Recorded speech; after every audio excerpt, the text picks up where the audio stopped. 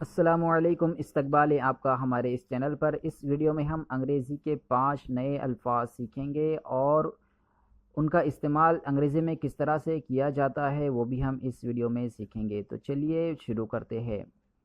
पहला हमारा वर्ड है, अल्फाज है ऐलान करना, जिसे अंग्रेज़ी में बोलते हैं announce.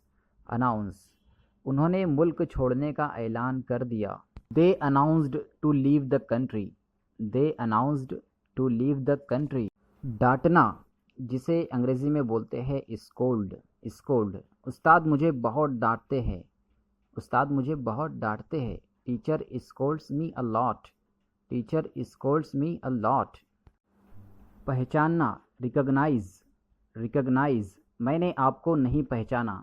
I didn't recognize you. I didn't recognize you. गिरना, इसे अंग्रेज़ी में बोलते हैं फॉल। फॉल, भागो मत वरना गिर जाओगे। Don't run otherwise you will fall. Don't run otherwise you. रेंगना, इसे अंग्रेज़ी में बोलते हैं क्रीप। गिरगिट दरख्त पर रेंग रहा था। Lizard was creeping on the tree. Lizard was creeping on the tree.